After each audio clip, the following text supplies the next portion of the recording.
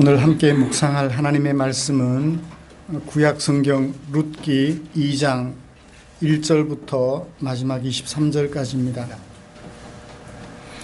나오미의 남편 엘리멜렉의 친족으로 유력한 자가 있으니 주변의 사람들이 모두 자기 소견에 옳은 대로 살고 또 흉년이라는 위기까지 찾아왔을 때 남편 엘리멜렉은 자기 임의대로 살아갈 궁리를 하였습니다. 가솔들을 이끌고 하나님께서 약속으로 주셨던 땅을 뒤로 하고 이방 땅 모압으로 내려갔지요. 모압으로 이주한 지 몇 년이 지나지 못하여 남편 엘리멜렉이 죽는 슬픔을 맛보게 됩니다. 가정의 주도권을 가지게 되었던 나오미, 엘리멜렉과 별반 다르지 않은 결정을 하게 됩니다. 이방인과 통혼하지 말라는 하나님의 경고의 말씀을 잊어버리고 두 아들을 위하여 모압 여인 둘을 취하여 며느리로 맞이합니다. 이렇듯이 하나님 없이 위기를 극복하고자 했던 남편 엘리멜렉, 여전히 남편이나 다를 바 없이 하나님과는 상관없이 위기를 극복하고 행복을 도모하고자 했던 부인 나오미, 그 일가의 모습을 우리는 지난주에 살펴보았습니다. 그러나 이렇게 행복을 추구했던 나오미에게 두 아들조차 차례로 자손 없이 죽어가는 아픔이 찾아온 것을 살펴보았었지요. 자신들의 의지로 행복을 찾아 떠났던 모압에서의 10년 생활은 그렇게 지나가고 있었습니다. 그때 나오미는 하나님께서 베들레헴에 있는 자기 백성들을 돌아보셨다는 소식을 듣게 되었습니다. 하나님의 돌보심, 순간 전기 충격을 받은 것처럼 깜짝 놀라 하나님의 돌보심을 기억한 나오미는 귀향을 결정하였습니다. 여러분, 지난 한 주간 동안 하나님 없이 내 소견에 옳은 대로 행복을 찾아 여기를 기웃거리고 저기를 기웃거리며 이 말을 하고 저 말을 했던 내 모습과 그런 나오미 일가의 모습을 혹시 비교하면서 머릿속에 떠올려 보셨나요? 그리고 주일을 맞았을 때 역시 돌보시는 하나님을 바라보는 것이 최고야 라고 결심을 하셨나요? 그렇게 해서 이 예배당으로 발걸음을 옮기셨나요? 돌보시는 하나님 안에서 참 안식을 누릴 수 있다는 생각을 하고 예배당에 함께 모여 예배 드리고 싶어하는 우리를 위해서 오늘 하나님께서는 룻기 2장 1절부터 23절까지 말씀을 주셨습니다. 이 말씀을 가지고 자기 백성을 돌보시는 하나님 또는 은혜를 바라보는 성도들의 삶이라는 제목으로 설교하려고 합니다. 자기 백성을 돌보시는 하나님에게 초점을 맞추면서 하나님의 은혜를 나누려고 합니다. 먼저 우리가 함께 읽은 본문의 개요를 정리하면서 설교의 방향을 제시한 다음 말씀에 집중해 보도록 하겠습니다. 우리가 함께 읽은 교독한 이 2장 1절부터 23절까지 말씀은 무엇으로 시작해서 이삭 주우러 나가는 것으로 시작해서 이삭 줍고 돌아오는 것으로 사건이 끝이 납니다. 일단락이 돼요. 그렇게 얼마 동안 보리 추수가 끝날 때까지 계속되었던 일상을 하나의 사건으로 묶어서 발단, 전개, 위기, 절정, 결말의 모습으로 묶어서 우리에게 하나님의 뜻을 전달해주고 있습니다. 하나님의 은혜 안에서 생계를 위하여 일을 나간 룻과 나오미의 응원이 사건의 배경이 되지요. 1절부터 3절까지. 보리 이삭 주우러 나가는 것으로 사건은 배경을 이루게 됩니다. 그때 누가 사건을 전개하나요? 보아스가 사건을 전개합니다. 밭 주인이면 일꾼들이 추수해서 돌아올 때까지 가만히 있으면 될 것을 굳이 밭에 나가서 사건을 만들어요. 밭에 갔더니 누구를 보게 되나요? 이삭 줍는 한 젊은 여인을 보게 됩니다. 그는 바로 나오미의 며느리 룻이었죠. 이삭 줍는데 아침부터 늦은 시간까지 계속해서 줍고 있기에 그를 쫓아낼까? 아니면 그를 계속 곁에 두고 이삭을 주우라고 말할까? 사건은 위기를 보게 됩니다. 그러나 예상했던 위기는 위기로 치닫지 않고 절정을 향하여 그대로 달려갑니다. 오히려 보아스가 룻에게 4번에 걸쳐서 격려를 해주며 그에게 배려를 해주지요. 하루 종일 이삭을 주었던 룻은 그 이삭을 털어서 한 에바쯤 된 것을 확인하고 집으로 돌아와서 오늘 하루 동안 있었던 일을 어머니에게 보고하고 시어머니는 그런 룻에게 앞으로 될 일을 예고해 주면서 사건은 끝이 나게 됩니다. 이런 말씀을 가지고 첫 번째는 돌보시는 하나님을 바라보는 나오미와 룻의 생활, 베들레헴에 돌아가서 돌보시는 하나님을 바라보며 시작하는 룻과 나오미의 고부간의 생활을 함께 살펴보고 싶고요.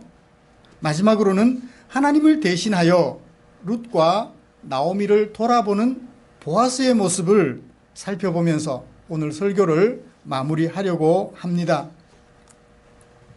먼저 돌보시는 하나님을 바라보는 나오미와 룻의 모습을 같이 살펴보도록 하십시다. 룻이 결단을 합니다. 베들레헴에 돌아와서 시어머니와 둘이서 고부간에 우두커니 얼굴을 마주보며 대화를 나누던 그 룻이 결단을 해요. 베들레헴으로 돌아왔지만 시어머니 나오미와 며느리 룻은 그냥 앉아 있을 수 없었어요. 왜요? 먹을 끼니가 없잖아요. 당장 먹을 것을 구해야 했기 때문입니다. 돌보시는 하나님을 바라보고 베들레헴으로 돌아왔습니다. 그러나 누구 한 사람 그들의 생계에 대하여 책임져 줄 사람이 없었어요. 갈 때 전답까지 집까지 다 팔아버리고 갔으니 누가 그들을 반갑게 맞아주겠습니까? 고향이 싫다고 떠나버렸는데, 이웃을 원망하며 떠나버렸는데, 그것도 성공해서 큰 집을 장만하고 밭을 살 정도의 돈이라도 가져왔으면 모르겠지만 빈털터리로 그것도 남편도 죽고 두 아들도 죽고 며느리 하나, 그것도 이방 여인과 함께 돌아왔는데 누가 보살펴 주겠습니까? 아무도 보살펴 줄 사람이 없었습니다. 그래서 룻이 결단을 했습니다. 시어머니와 함께 삶을 나누며 하나님의 백성으로 살겠다고 결심했던 룻이 나선 것이죠. 마침 그때가 보리 추수를 시작하는 시기였습니다. 추수하는 밭에 가서 떨어진 이삭을 주우며 그것으로라도 연명할 생각을 하고 룻이 밭으로 나가려 했지요. 시어머니 나오미는 그런 룻을 응원했습니다. 2절에 보시면 나오미가 그에게, 룻에게 말했습니다. 뭐라고 말했나요? 내 딸아 가거라. 시어머니가 낯선 며느리가 갔을 때 해코지나 당할까 걱정이 돼서 따라가주면 좋은데 자기는 따라가주지 않고 며느리를 혼자 보냈어요. 이 룻이 또 나오미가 보리삭이라도 주어서 연명을 하겠다고 했을 때 그 결단이 가지고 있는 의미는 무엇일까요? 도대체 무슨 마음으로 그런 결단을 했을까요? 모압으로 내려갈 때와 같이 자기 소견에 옳은 대로 행동하는 것이라 이해할까요? 먹고 살아야 되니까 그렇게라도 해야 되지 않겠느냐 하고 결단한 것일까요? 아니면 돌보시는 하나님의 은혜를 바라면서 이렇게라도 할 때 하나님께서 이런 것을 통하여 은혜 베푸실 거야 라는 기대감을 가지고 행동한 것으로 이해해야 할까요? 여러분이라면 그런 룻과 나오미의 결단을 이 가지고 있는 의미를 어떻게 이해하고 싶으십니까? 그냥 먹고 살아야 되니까 어쩔 수 없이 결정했다. 1번. 2번. 아니야. 내가 이렇게 할 때 하나님께서 그런 나를 보살펴 주실 거야 라는 기대감을 가지고 결단했다. 2번. 어떤 것일 것 같아요? 그래요. 우리는 하나님의 사람들이요. 또 나오미와 룻이 돌아올 때 누구를 바라보고 돌아왔어요? 돌보시는 하나님을 바라보고 돌아왔습니다. 그러므로 돌보시는 하나님의 은혜를 바라는 생활, 돌보시는 하나님의 은혜를 바라는 결단이라고 보아야 틀림이 없을 것 같습니다. 왜 그렇죠? 2장 2절을 보시면 모압 여인 룻이 시어머니 나오미에게 말합니다. 뭐라고요? 내가 밭으로 가서 내가 누구에게 은혜를 입으면, 조건절입니다. 은혜를 입으면 이삭을 죽겠습니다. 은혜를 입지 못하면 그 이삭조차도 못 죽는 거예요. 그래서 내가 이삭 주우러 나가겠지만 그 이삭을 줍고 못 줍고는 누구에게 달려있다? 은혜를 베푸는 그 사람에게 달려있다. 은혜를 베푸는 하나님께 달려있다라고 생각을 했던 거죠. 그러므로 룻의 결단은 단순히 먹고 살겠다, 어떻게 해서라도 무리를 해서라도 먹고 살겠다, 그런 마음으로 간 것이 아니라 하나님께서 돌보실 거야, 은혜를 베푸시면 내가 죽을 수 있고 하나님의 돌보시는 은혜가 없으면 죽을 수 없어, 그런 믿음을 가지고 나갔다는 것을 2절을 통해서 짐작해 볼 수 있습니다. 이런 룻의 결정을 지지하는 2절 하반절에 나오미의 말도 같은 의미를 가진 것으로 볼 수 있습니다. 그래, 내 딸아, 가거라. 하나님께서 은혜를 베푸실 거야, 가거라.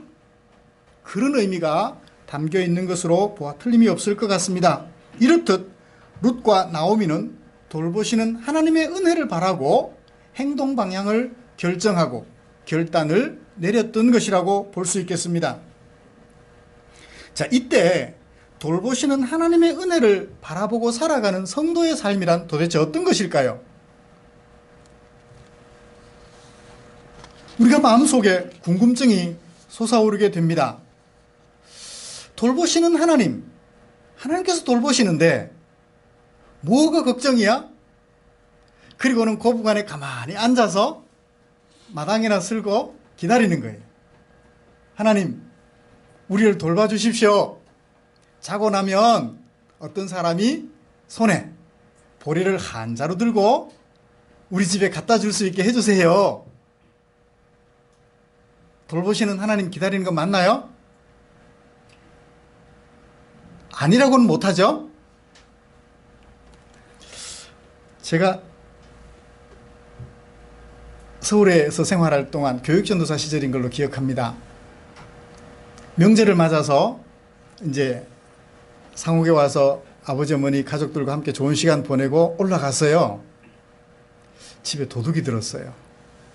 조그만 가게에 도둑이 들어서 결혼식 때 만들었던 작은 반지들이나 가게를 하면서 그 동전통에 넣어두었던 동전들, 수연이 돌 때 선물로 받았던 반지들, 그런 것들을 모두 가져가 버렸어요.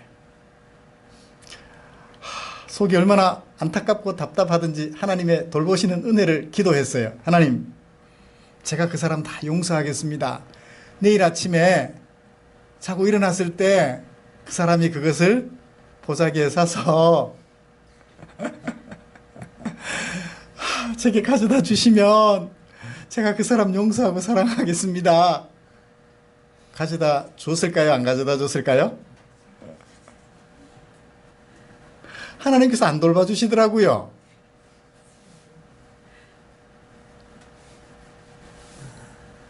그 다음부터 제가 집에 금붙이 보관하는 거는 일절 없었습니다.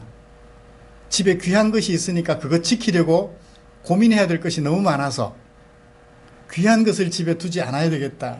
어디 나가도, 지금도 어디 나가도 문 다 열어놓고 나가요. 와서 살펴봐도 가져갈 것이 없게끔.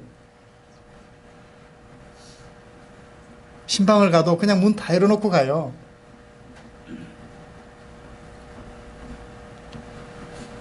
그래요. 막연히 앉아서 기다리는 것도 돌보시는 하나님을 바라보는 것이 될 것입니다. 어떤 경우에 내가 움직일 힘이나 능력이 없을 때, 병이 들어서 어떻게 움직일 수 없어요. 누가 보살펴 주지 않으면 내 생활이 불가능해요. 그럴 땐 어떻게 해요? 막연히 앉아서 기다릴 수밖에. 죽기 아니면 살기로. 그러나 나오미와 룻은 시어머니는 걸음을 못 움직일 정도로 불편해서 모압에서 베들레헴까지 어떻게든 돌아왔지만 밭에 나가서 일할 형편이 못 돼서 그렇다 할지라도 룻은 아직 젊잖아요. 그러므로 막연히 앉아서 기다리는 것은 이들에게 합당한 결단이 아닌 것 같아요. 그러면 하나님을 감동시키는 종교 생활에 충성하면 될까요? 성가대도 하고 11조도 하고, 11조 할 거나 있나 모르겠습니다. 11조도 하고 뭐도 하고 주일 성수도 하고, 그러면 하나님이 돌봐주실까요? 물론 그럴 수도 있겠죠. 교회 생활하는 모습이 하도 아름다워서 교회 성도님들 중에 형편이 조금 여유가 있는 분들이 십시일반으로 도와서 그가 다른 직장 생활을 하지 않아도 먹고 살아갈 수 있도록 일부 좀 도와줄 수는 있을 것 같아요. 그러나 그게 지속된다면, 사지육신이 멀쩡한 사람이 직장 생활은 하지 않고 교회에 와서 종교 생활만 충성한다면 계속해서 보살펴 줄 수 있을까요? 없을 거예요.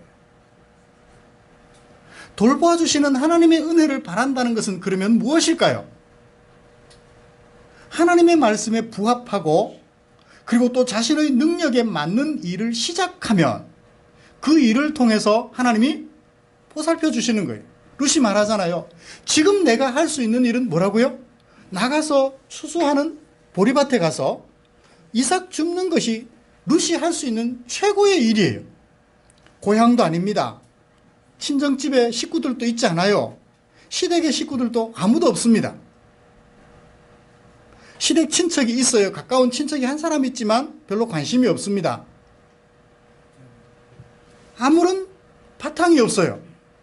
그런데 어느 날 성문에 앉아서 내가 재판관 노릇을 할 테니까, 내가 재판해 줄 테니까 나에게 비용을 주시오 하고 앉아서 있다고 누가 그 앞에 와서 재판받으려 하나요? 아무도 오지 않을 거예요. 어쩌면 미친 여자라고 손가락질 할지도 모르겠습니다. 그 상황에서 룻이 할 수 있는 최고의 일이란, 선택이란 바로 추수하는 보리밭에 가서 떨어진 이삭 줍는 것 외에는 할 일이 없었던 거예요.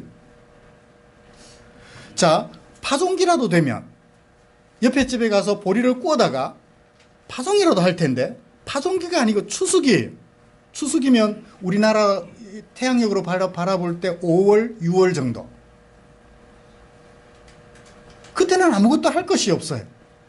파종기가 11월이거든요. 보리 파종기. 그러면 겨울철 우기가 와서 보리가 자라서 봄에 추수를 하게 되는 것입니다. 그러므로 또 갈 때 시댁에서 모압으로 내려갈 때 전답이나 집이나 다 팔아버리고 갔다 했잖아요. 그러니 뭐가 있겠어요? 룻과 나오미가 할 수 있는 일은 지금 이삭 줍는 것밖에는 없어요. 남이 손가락질을 할지라도 먹고 살아가기 위해서는 그 일을 할 것밖에는 없다고요. 근데 그것조차도 뭐가 없으면 할 수 없어요? 돌보시는 사람의 은혜, 돌보시는 하나님의 은혜가 없다면 그것조차도 불가능해요. 나가라고 하면 가야 돼요.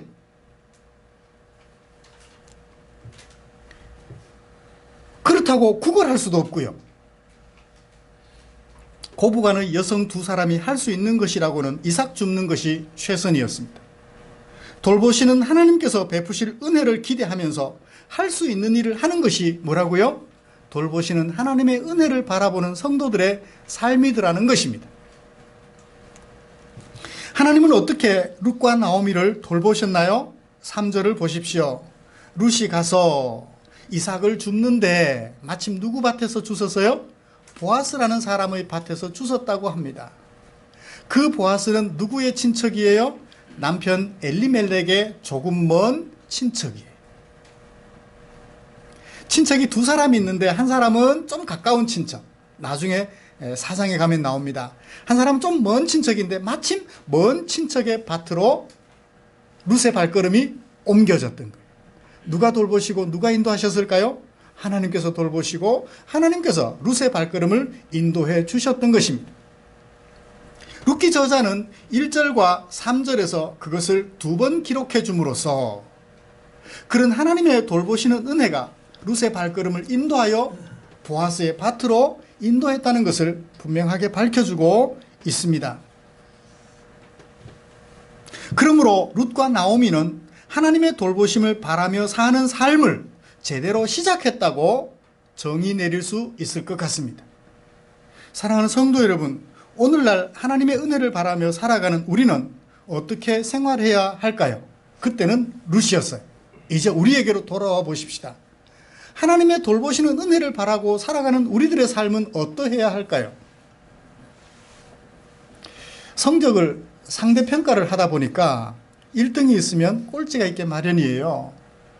학생이 하나님의 돌보시는 은혜를 입고 바라보며 공부하는 학생이 있다고 가정하십시다. 상대평가를 하다 보니까 성적이 저 하위예요. 그렇다고 인간이 못된 것은 절대 아닙니다. 근데 그가 하나님 돌보시는 하나님이라 그러셨죠. 돌보시는 하나님 믿습니다.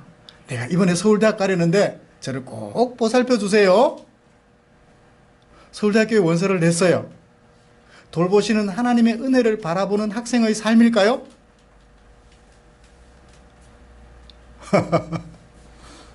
아니죠. 그래요. 그건 돌보시는 하나님의 은혜를 바라는 백성의 삶이 아니에요.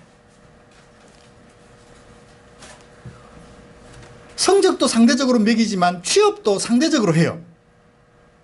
좋은 대학을 나오면 대기업에 취업이 돼요.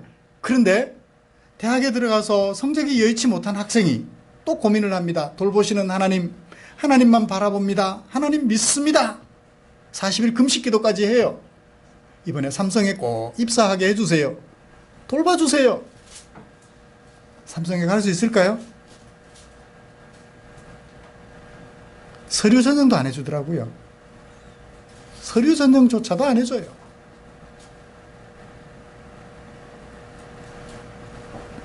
하나님의 은혜를 바라보며 살아가는 사람들의 삶이란 어떤 것일까요? 돌보시는 하나님을 바라보는 성도들의 삶. 그것은 내가 할 수 있는 일, 내 역량과 내가 준비한 것으로 할 수 있는 일부터 하나님의 돌보심을 바라며 시작하는 거예요.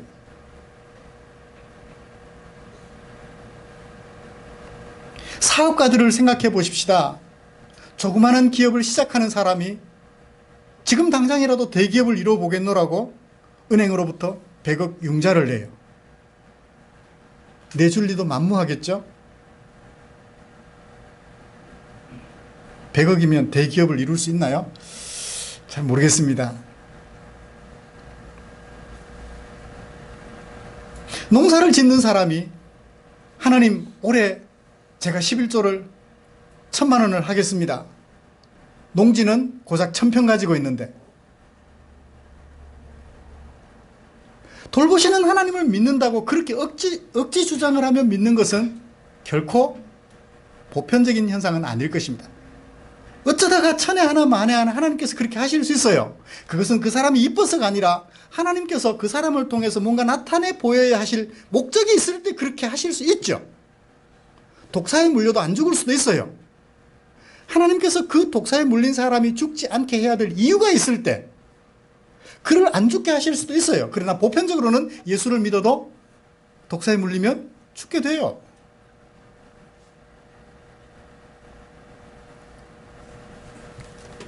그래요. 하나님의 돌보심을 바라보는 성도의 삶이란 뜬금없이 뜬구름 잡는 그런 삶이 아니라 내가 처한 형편에서 내가 할 수 있는 일을 하면서 하나님의 돌보심을 바라보는 그것이 정상적인 돌보시는 하나님을 바라보는 성도의 삶임을 마음속에 꼭 새기시기를 기대합니다. 마침 룻이 당도하여 이삭을 줍고 있었던 그 밭의 주인 보아스는 베들레헴에서 부자로 사는 사람이었습니다. 유력한 자라고 소개하고 있죠. 그리고 룻의 죽은 시아버지 엘리멜렉의 조금 먼 친척이었습니다. 보리를 추수하는 일꾼들을 격려하려고 성 밖에 있는 밭으로 나왔어요. 많은 일꾼들을 두고 추수를 할 정도 같으면 집에 가만히 있어도 될 텐데 굳이 밭으로 나왔어요. 뭐 하려고 나왔을까요? 밭에 나와서 한 일을 보면 짐작해 볼 수 있습니다. 일꾼들을 바라보며 주인이 얘기를 해요. 여호와께서 너희들과 함께 하시기를 원하노라. 좋은 말인가요? 나쁜 말인가요? 좋은 말이에요. 좋은 마음일까요? 안 좋은 마음일까요? 좋은 마음이에요. 그때 일꾼들이 말합니다. 여호와께서 당신에게도 복 주시기를 원합니다. 주인과 일꾼의 마음이 소통이 이루어지고 있어요. 주인 행세 따로 하지 않는 것 같아요. 하나님께서 너희들에게 복 주시기를 원한다. 하나님께서 당신에게 복 주시기를 원합니다. 하나님 안에서 일꾼과 주인이 한 공동체를 이루고 있는 모습을 보게 돼요. 서로가 하나님의 이름으로 축복해줘요. 남편이 아내를 향하여 하나님께서 당신에게 복 주시기를, 아내가 남편을 향하여 하나님이 당신에게 복 주시기를. 내가 당신에게 복 주는 것이 아니라 하나님께서 당신에게 복 주기를. 하나님 안에서 하나의 공동체가 되어 있는 것을 주인과 일꾼들이 그렇게 복 빌어주는 아름다운 모양을 보게 돼요. 그러므로 이 보아스가 추수하는 보리밭에 일꾼들을 보러 온 것은 일꾼들을 독려하고 야단치고 꾸짖기 위함이 아니라 격려해주고 위로해주고 수고한다고 말해주기 위해서 나온 것이 아닐까라는 생각을 해보게 됩니다. 인사를 마친 보아스는 일꾼들을 관리하는 책임 사환에게 질문을 합니다. 저기 저 밭에서, 내 밭에서 이삭을 줍고 있는 저 여자는 누구야? 그때 사환이 말합니다. 모압 여인인데요. 당신의 먼 친척 나오미의 며느리입니다. 며칠 전에 모압에서부터 돌아왔지요. 그렇게 소개를 해주었습니다. 그리고 또 칭찬까지 해줘요. 소개만 해주는 것이 아니라 칭찬까지 해줍니다. 누가 시킨 것도 아닌데요. 7절에 보시면 룻의 말이, 그의 말이, 룻의 말이 무슨 말을 했나요? 나로 베는 자를 따라 단 사이에서 이삭을 줍게 해주십시오 하고 내게 부탁을 했어요. 그래서 내가 허락해 줬어요. 그런데 그때부터 지금까지 잠시 쉰 것 외에는 계속하여 이삭을 줍고 있습니다. 칭찬이에요? 질타예요? 칭찬이에요. 부지런하다는 거예요. 이삭을 줍는데 잠시 쉰 것 외에는 계속해서 이삭을 줍고 있습니다. 남자들이 여러 명이서 추수를 해가고 있는데 그 뒤를 따라가며 혼자서 쉴 틈 없이 이삭을 줍고 있습니다. 라고 얘기를 해줬습니다. 이 얘기를 들은 보아스는 룻을 어떻게 대해줬을까요? 8절부터 16절까지 모두 4가지로 보아스가 룻을 대해주는 장면을 소개해주고 있습니다. 식사 시간 되기 전까지 보아스가 룻에게 해준 말이 있어요. 8절, 내 딸아, 너는 이삭을 주우러 다른 밭으로 절대 가지 마라. 여기서 떠나지 말고 나의 소녀들과 함께 있어라. 그들이 베는 밭을 보고 그들을 따라 다녀라. 내가 소년들에게 명령해 줄게. 너를 건드리지 말라고. 목이 마르면 내 일꾼들이 마시려고 갖다 와둔 그 물을 마시렴. 보아스가 룻에게 최선을 다하여 배려를 해줍니다. 11절에 보아스가 룻에게 두 번째 해준 일이 있습니다. 네가 어떤 사람인지 내가 잘 들어서 알고 있다. 너는 어떤 사람? 내 남편이 죽은 후로 네가 시어머니와 시어머니에게 행한 모든 것, 네 부모와 고국을 떠나서 우리 백성에게로 온 일 모두가 다 내가 알고 있다.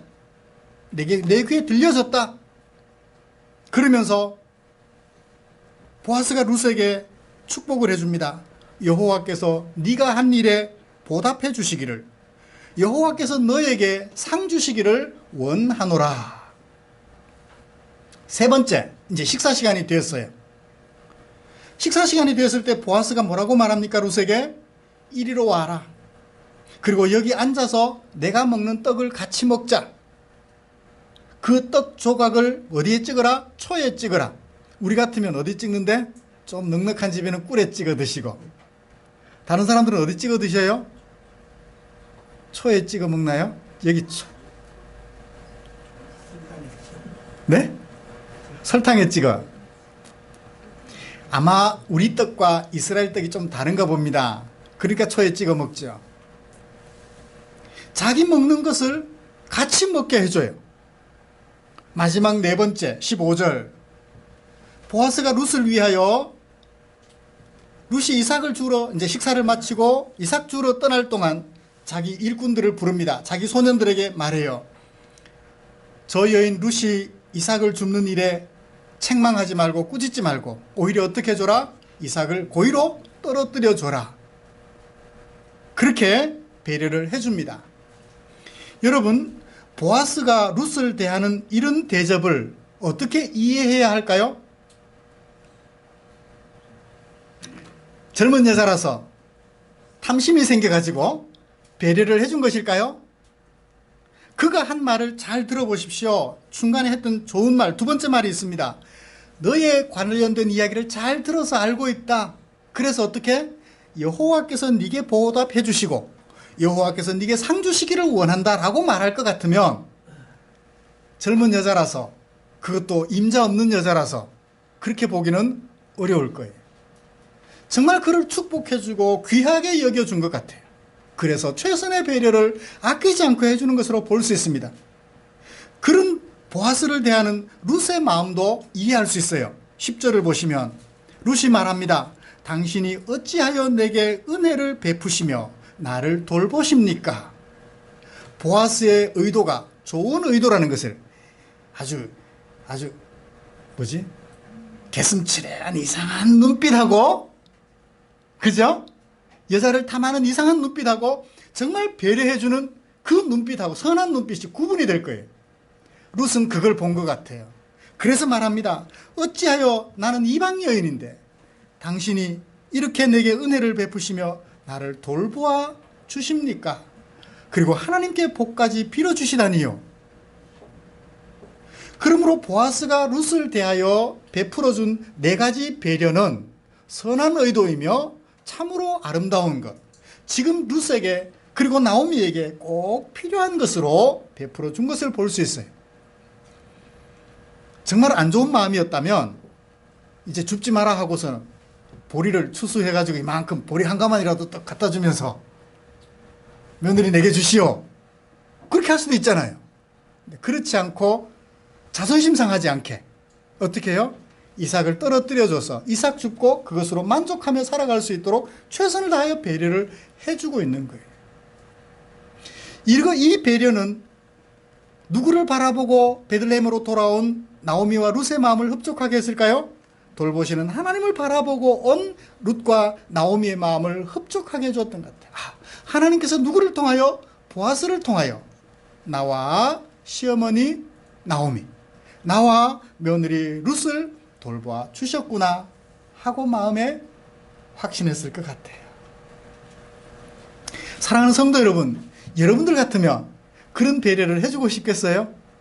생판 모르는 사람, 물론 가까운 친척의 며느리이긴 하지만 이방 여인에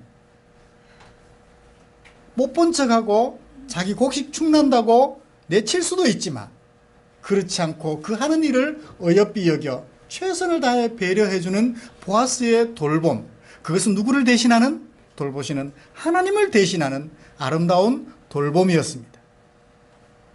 사랑하는 성도 여러분, 살아가는, 하나님의 백성으로서 살아가는 우리의 삶이 이런 보아스의 삶과 같이 되기를 원합니다. 그래서 내가 돌봐주는 그 사람들이 내가 돌봐주는 것이 아니라 누가 보살펴 주시는 것으로, 하나님이 보살펴 주시는 것으로 이해할 수 있게끔 아름다운 배려를, 아름다운 돌봄을 베풀어주는 저와 여러분들 되시기를 간절히 소원합니다.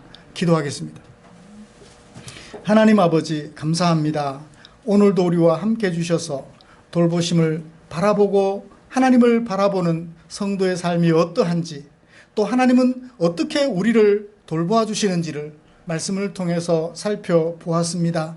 하나님 아버지, 돌보시는 하나님을 바라보는 성도의 삶은 곧 나오미와 룻의 삶이었음을 우리가 생각하면서 나오미와 룻과 같은 결단을 하고 살아가는 우리가 되게 하여 주시옵소서.